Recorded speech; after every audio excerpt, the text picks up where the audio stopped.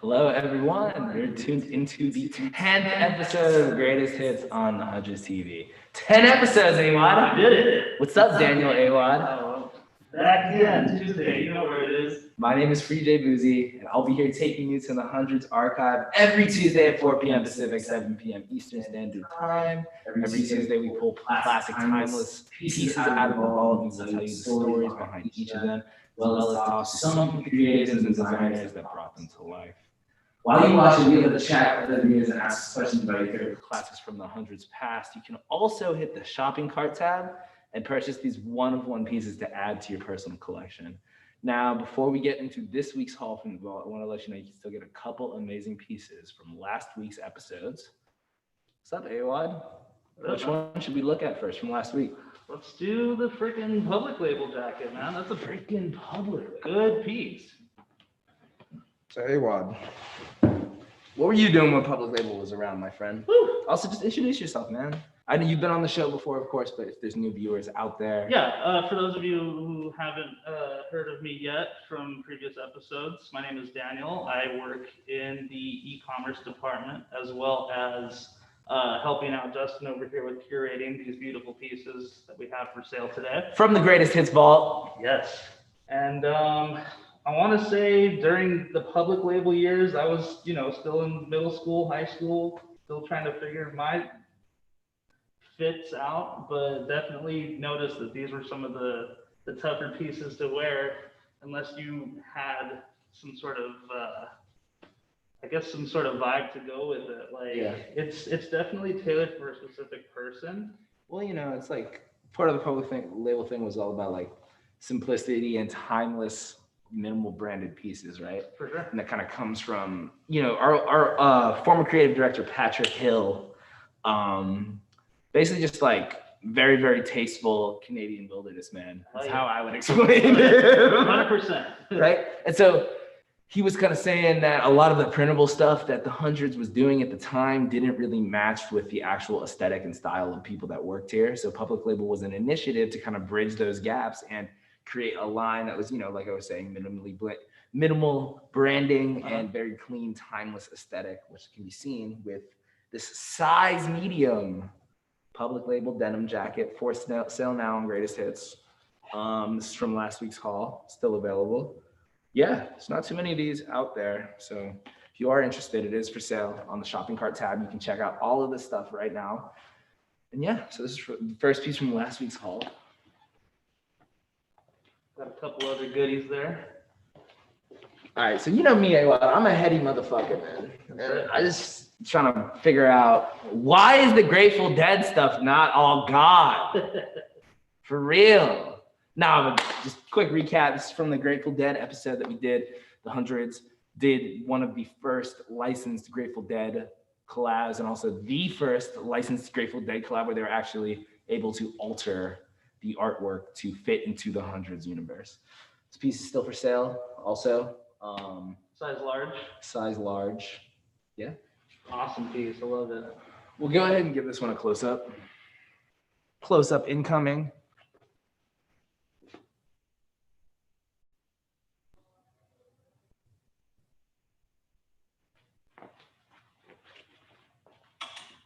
You get lucky with those dunks or not? No, I mean, honestly, like, I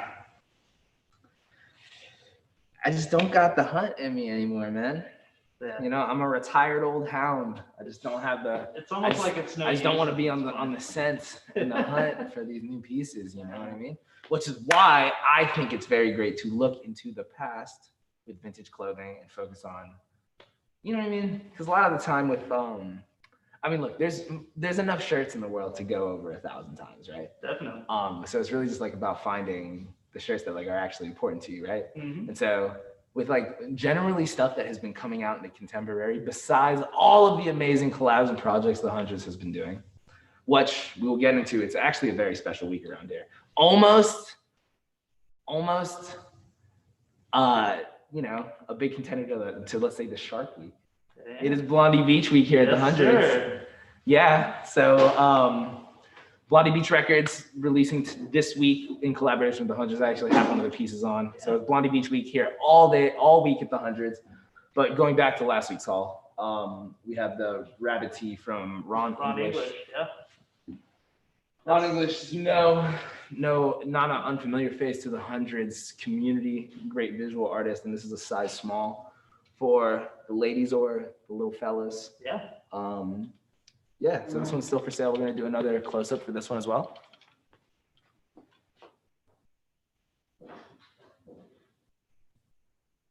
Okay.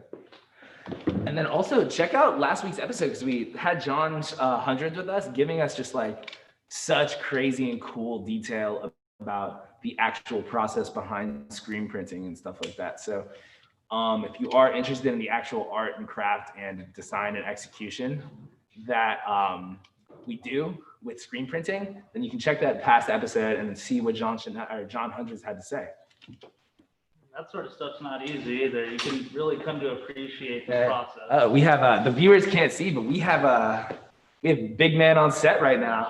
Our marketing director, Bryce Waller, marketing director and coordinator, has popped by the Greatest Hits set. Bryce, don't be shy here, man. We are never too formal to have Waller, Bryce, Waller, Wally World, my friend. So Bryce, I wanted to say, man, what piece did you grab last week from Greatest Hits, my friend? I got the David Cho Punisher tee. Okay, tight, man. You know?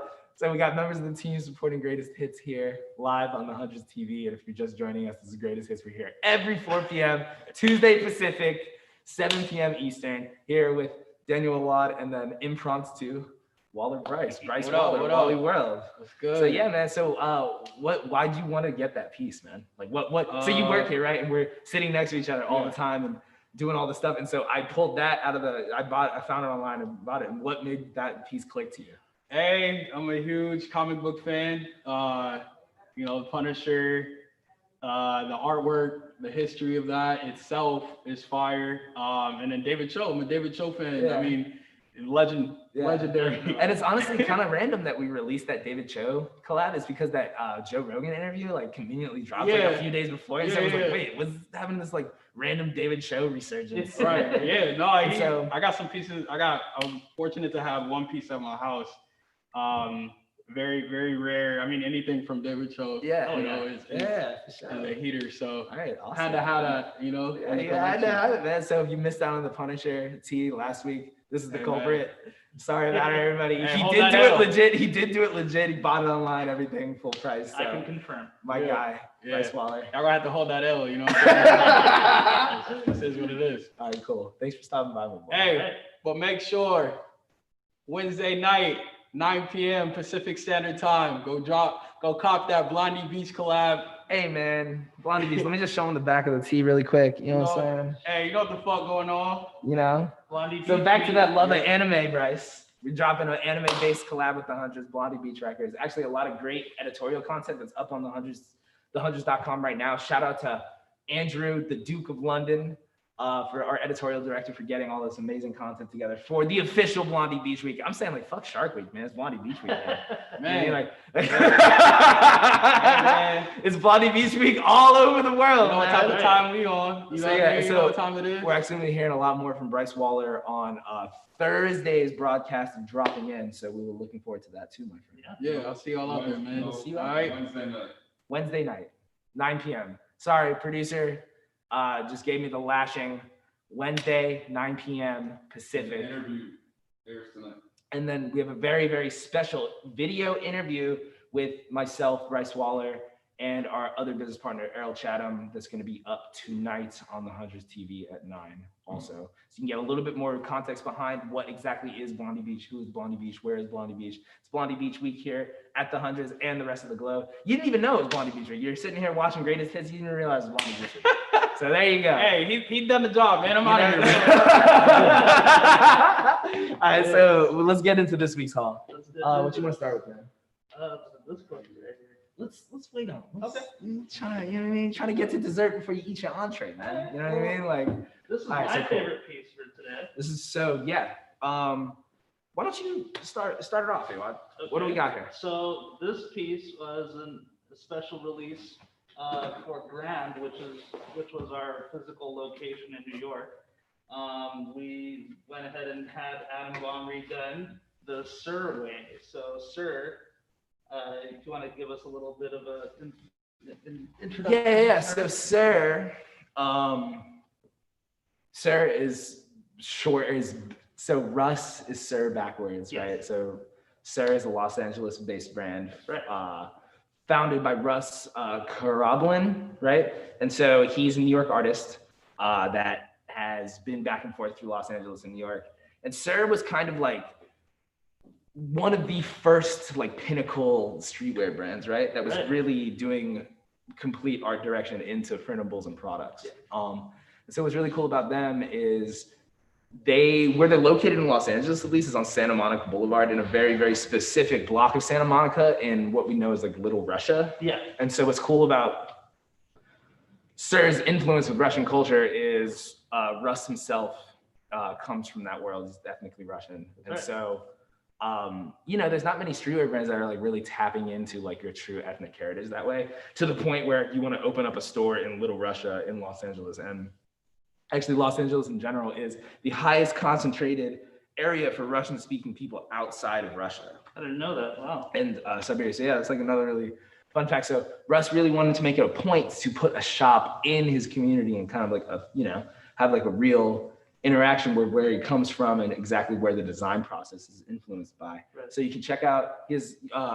shops in New York, Los Angeles, and what was the other one? Another location. I'm not too sure. It's in Asia. In Asia, Uh-huh. I think Japan.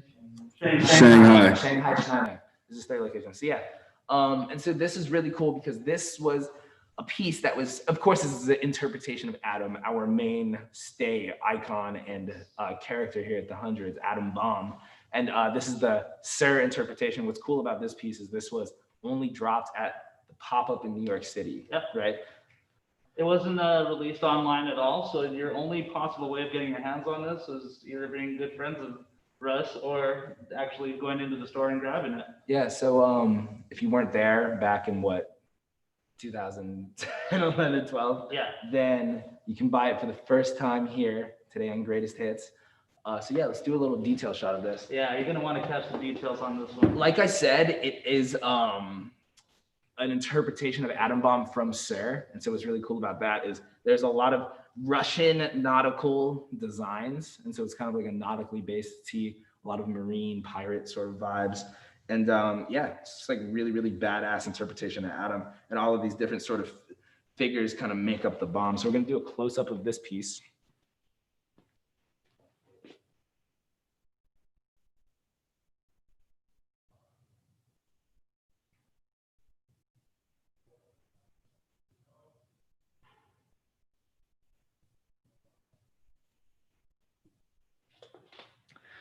And so people were asking Russ, like, hey, how did you get the brand name Sir?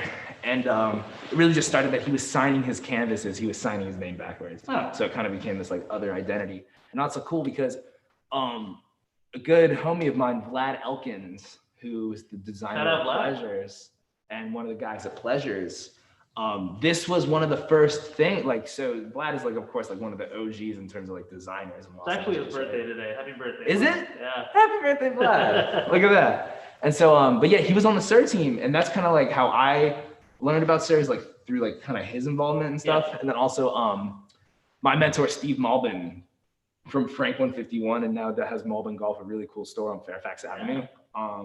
He was the one that really put me on, because yeah, Sir's those dudes are the fucking homies. Like, I've known Russ forever. So I want to say Sir's generated a lot of talent through their team. I mean, Shane Gonzalez at one point was, part of the team as well. So Shane Gonzalez was over there too, right? Mm-hmm.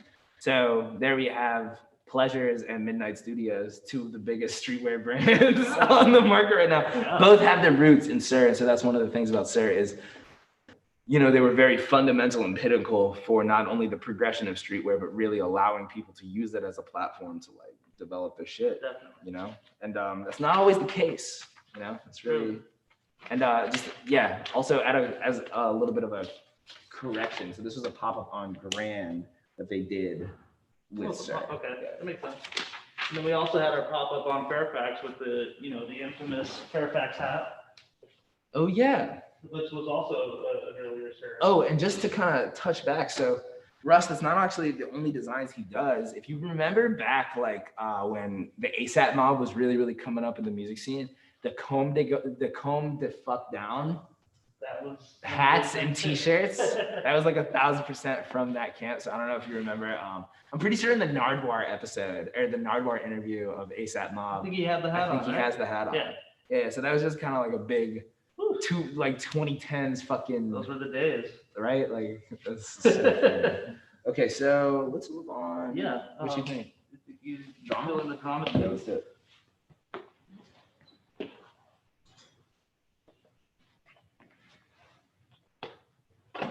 You remember this tee? It's been a while, but yeah, this tee, I mean, the graphics been something that's popped up here and there. Very solid graphic. So one thing that's really cool is this is an older piece. This is from 2007. Oh, wow. This is like kind of an older Yeah. Hundreds legacy piece. And honestly, one of the pieces that really like allowed the brand to like kind of gain more recognition. You know what I mean? It Yeah. sold like very, very well and was eventually kind of just like a mainstay. So the cool thing about the drama thing is it's always supposed to have reflective of happy and sad. It's supposed to reflect different moods. Yep. But the hundreds kind of also has an interesting take on it that they're just both of the faces are miserable, right? So on both sides of the coin is still misery. And so I think that kind of like plays a lot into like the way, people feel about society and how they deal with mental health and stuff. So it's kind of just Especially fun. nowadays. Yeah. Especially nowadays. And if you're from home, if you're staying isolated at home, shout out to you. Thanks for tuning in with the hundreds. And if you are just tuning in with us, you are watching Greatest Hits here on tv.thehundreds.com. We are here every Tuesday, 4 p.m. Pacific and 7 p.m. Eastern. I'm joined with my homie, my good friend, and my coworker, Daniel Awad. Yeah, man. Cool. So again, this is just like, golden era 100 streetwear. Yeah. And you know what I mean? Like you can't really find too many of these. There's Big, also like a black solid, color, heavy right? graphics. And one thing we were kind of like going over today is we realized that like a lot of these tees have really, really sick back hits. Yeah, and And this this one one in is particular, definitely. So again, it's just like golden age 2007 streetwear. And this one was designed by Max 242. It was featured as a seasonal collection. And yeah, Max's style is just kind of like very dramatized. So of course has roots in skateboarding. Yeah. And currently resides in Southern California. He's around. And yeah, so shout out to Max for this timeless Very 100s good piece. piece, yeah. We'll go ahead and do a detail shot for the viewers.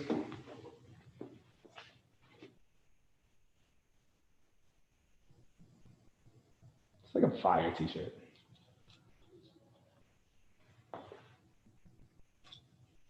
Yeah, those roses are sick. Don't forget that special tag. Comes on every piece. Cool. So yeah, like he was saying, every piece comes with our custom greatest hits tag, which ensures greatest hits authenticity. Yeah, it's literally like a certificate of It's literally- authenticity yeah, you know what I mean? on your shirt. Exactly. So it's cool. All right, bro. You're running the show today, man. What you got? What you got? I like this one right here. Yeah, let's do it. Now this one's another piece of TH history here. This is a drift tee. Correct. And so what's really cool about the drift tee is if you look right here. Yeah, shout out to the Amoeba Records set displays from the other night. Yeah, so this is drift tee. So the thing about this is, as it is a simple tee, it was very, very, very pinnacle in just like the brand development of the hundreds. And so this really encapsulates, 2000 streetwear. Yep. And stuff like that. What else, man? Why is it your favorite? I mean, anytime we do something with the old H, with this old English H, it's always definitely a hit. I mean, check out the back on this thing. Very solid placement of the H, and just this helped really solidify the hundreds as its own, I guess, particular logo that you don't really see too many other brands doing. And an old English font is just so perfect on top of this. And so 100 Los Angeles. one thing that I think is really cool about this shirt also is kind of brings you back to the days when Ben and Bobby were straight up slinging the t-shirts out of the car. Yeah. You know what I mean? And so one of the very, very early stories that Bobby has shared with us was when him and Ben were like low-key finessing Fred Siegel into carrying their t-shirts. So Fred Siegel, if you're not from Los Angeles or in the area, it's a very, very well-known, very, very reputable high-end boutique. That's original location was on Melrose Avenue, about 2 blocks in from Fairfax. They've since relocated to Sunset and actually have a very, very beautiful space. I've been, yeah. It's like so nice. You got like a Love cafe it. and everything in there. Yeah. Everything in there. Kits over there. Fred Siegel, that's an expensive plaza. That block is just, yeah, it's an expensive plaza. Oh, yeah. Hey man, everything's fire and nothing's cheap, you know, like, sort of thing. Okay, so yeah, Ben and Bobby essentially were going and basically doing made-to-order tees out of Fred Siegel, Yep. and they brought a bunch of tees. They're like, hey, like this is the hundreds. Like, oh, what? You don't know who we are? Like, yeah, you definitely should. Like, what? And so then they would send in their friends and whatnot to go cop tees and whatnot, and just like create kind of, you know, the whole fake it till you make it thing, And which is very LA in general, you know. But that really worked out for them too. Yeah. Like, to their surprise. And so yeah, also probably the craziest part about this is the tag. Yeah, it's one of those OG tags, right? Yeah, so this is like the original. So the tag I'm going to show you, going to do a zoom in, is like the original hundreds tag, the original bubble tag. Yeah. And if you see any pieces with this, it guarantees that it's at least 15 years old. So it's really cool. Is like, you know, streetwear is relatively a newer mass thing, right? But the hundreds has been in the game for like quite a while, right? Since 2003. And when you start to like pay attention to brands that are that old, there are only really a handful that have really hung around and still doing it. And the hundreds is one of them, and it's because of staple tees like this. And how many pristine pieces can you find such as this that were, you know, this thing's practically like fresh off the rack. So this one is dead stock. It does have an original pricing tag on it, which is also really cool. And we'll just give you a close up of the bubble tag. It's hanging in there.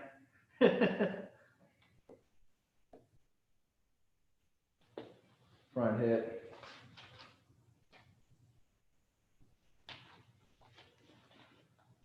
So good. So again, a simple tee, but extremely important in terms of the brand history. Yeah. Because it's these staples like this in the hundreds vast archive that have really been the building blocks to like propel the company into a 17-year career of dropping fucking heat. You know? What you got, man? What you think? This one's honestly like a really crazy story. This one. Yeah, we're gonna go ahead. Our producer Andrew's a little weary, but I'm just gonna go run it because it's kind of a crazy story. Yeah, let's go. All right, so let me just put this up. So this is the Temple T-shirt back from 2008, and the funny thing about this is these T-shirts were illustrated by a dude named Ralph. Now, Ralph had a lot of trouble becoming getting out of the grips of the system. He was in and out of incarceration and whatnot. And so if you think about that, if you're incarcerated in Southern California, there is a huge tradition of prison art, you know what I mean? For sure. Which is very realistic portrait art, usually done with pen. And so when I see this, it kind of reminds me of a lot of the postcards and different prison art I have seen over the years and stuff. And it was so the sort of deal where Ralph would get out of jail, pull up on Ben and Bobby, be like, yo, man, I'm like trying to get the shit together. Like, can I do some designs? And they were like, yeah, hell yeah, dude. Like, draw some shit for us for sure. We'll pay you in cash. And so this is a result of one of the designs, is how this shirt came about, is from him. And yeah, it's definitely inspired by, I don't even know what the years are. In such a history in it. Yeah, Aztec and Mayan culture. Yeah, you know what I mean? Yeah. And so yeah, it's definitely like got that very, very cool portrait style, Southern California Chicano culture vibe to it. And it gives me those, you know, whenever you go to like a Mexican restaurant or something, you always see the calendar. Yeah, in the corner you always see a calendar in the corner, or there's like murals So of this sort of stuff, right? So this is what it is, right? So it's also, the Hundreds is a brand that has always paralleled Southern California culture and Southern California creative culture. And this is definitely a staple within that. Definitely. So yeah, it's basically why it resonates with me. And that's just the back of the shirt. And the front's got that beautifully drawn out. Very, very tasteful. Yeah, it's definitely a solid piece for anybody who's into old California culture, Aztec Mayan culture. There's a lot of value in this one. Cool. So we will go ahead and do a zoom up of this one as well.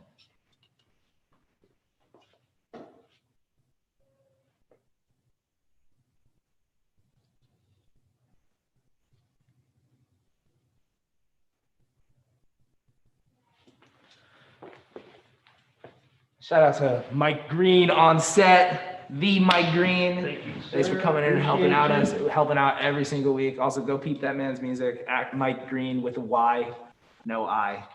My guy. Hey. Okay, cool.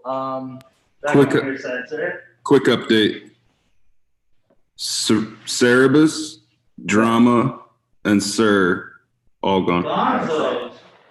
Oh, you guys beat me to it. Damn. All All right, so cool. And again, so this, if you're just tuning in, you're watching Greatest Hits here on tv.thehundreds.com. I am Free J Boozy. I'm joined with Daniel Awad. We are going through this week's haul straight from the Hundreds Vault. This is a brand retrospective where we dive into the Hundreds archive and bring the greatest hits from the past.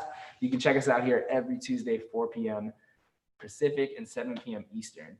And so this is a live shopping channel. And so if there's a shopping cart tab that you can find, and you can actually shop the Greatest Hits collection. So we have a new drop every single week at 4 p.m. Pacific, 7 p.m. Eastern. And you can get these unique pieces, these one-of-one pieces for your personal collection.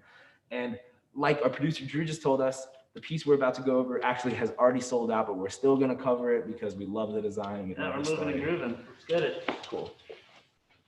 All right, man, what we got? What do we got, Awad? This is a service tee.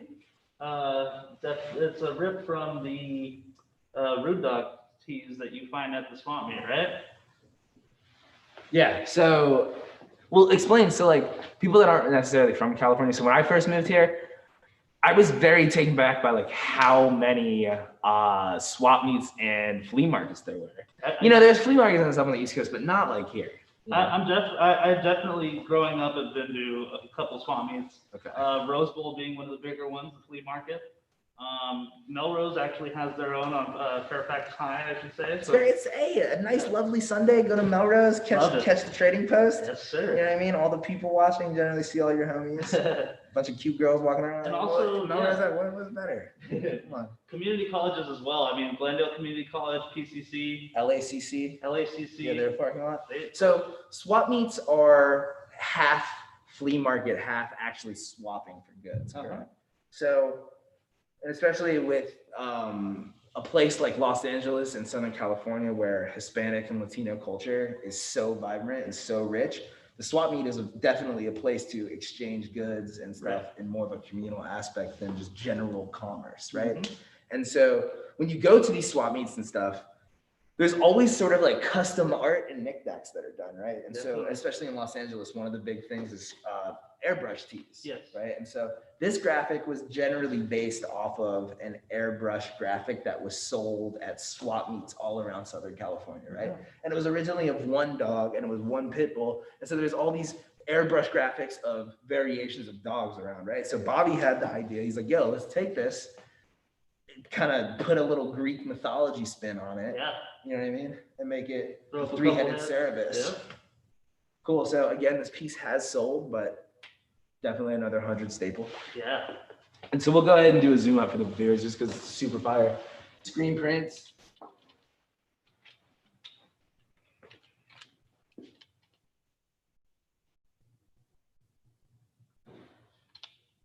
Nice little pocket hit on the front. And this is not to be confused with Big Dog. Not to be confused with Big Dog. So going to a great home. And yeah, thanks for shopping with us for Yeah. Greatest Hits. Enjoy it. Awesome. That's a great one. All right. Last but certainly not least, Uso Grove. Yes. All right, so Uso Grove is a dummy fire visual artist out of Japan, right? Yeah. And so Bobby actually played a big role in bringing him to America in the first place and kind of like showcasing his art, right? And Yeah. so he has a very signature style of text, of block text, that he calls cosmopolitan, right? And so what's really cool about this is if you just look at it visually, clearly this is a man that's not from Los Angeles, but he takes elements of sort of Catholic imagery It's and very kind of like flips it. it's you very know? West Coast. It's but, very like, West you got Coast. like the Catholic, yeah, like you're saying, definitely. And so yeah, so this was the first collab back in, what was it, 2008 2008 was the original collab, right? And then this was reissued in 2018, right? But this is the OG. Yeah.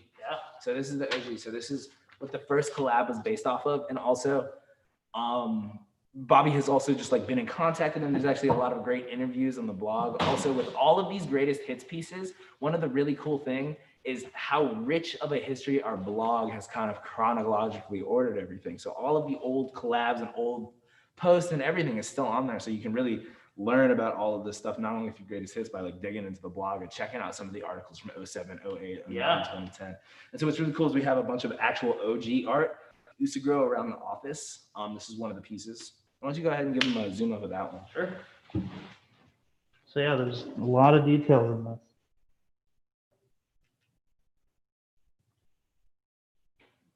Very sick. And of course, this is the general illustration that inspired this t-shirt graphic. Yep. So yeah, another really cool thing about this is the block text, the hundreds on the front is just like dummy creative. Yeah, any sort of iteration of and it, one thing I was kind of checking out online too is, this is an older shirt from 08.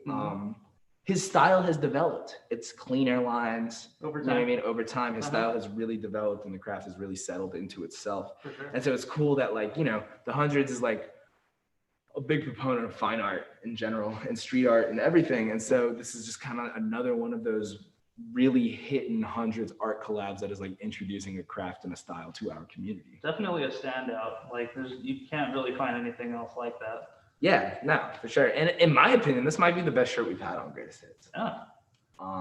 Not only because of the design, but just because like how high of a caliber artist Usagro Definitely. is. It's an important piece. It's a very important piece. And yeah, so this is for sale. Wait, what's the status on this one? This is still for sale? So this one is still for sale somehow. Get it while it's hot. Get it while it's hot, because this is definitely one of the more sought after, higher end collectibles in terms of actual fine art collabs that we've done. We're gonna go ahead and do a detail shot.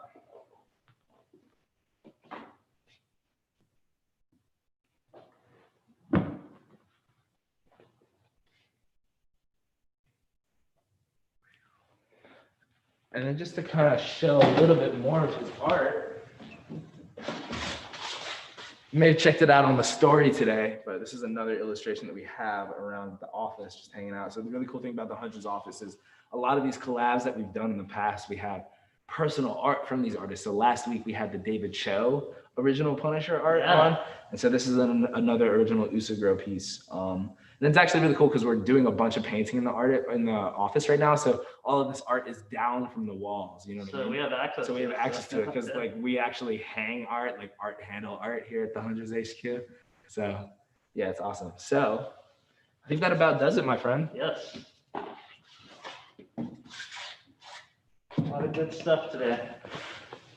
Okay, so thank you for joining us for this 10th episode of Greatest Hits. Woo! Honestly, still surprised at 10 episodes, baby. I'm very proud of us. Here's 10 more. Yes, let's get it. So yeah, that's it for this week's Greatest Hits. Thank you for Daniel A. Watt for joining us this week, my friend. Thank you, Justin. Always a pleasure. Yes. And thank you to every single person who either tuned in or copped a piece today. We really appreciate the support. Really appreciate if you've been a viewer since episode 1. You can also go back and scroll through the Hundreds television channel and find all of these early episodes where we've covered pieces from the past. And of course, you can check us out next week here on Tuesday, 4 p.m. Pacific on the Hundreds TV, or you can hit the Hundreds app or shop with us online to get any of these Greatest Hits pieces you saw featured on today's show.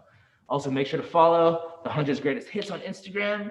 I am 3J Boozy, and we will be with you next week. Thanks for tuning in, everybody. Blondie Beach! Blondie Beach Week!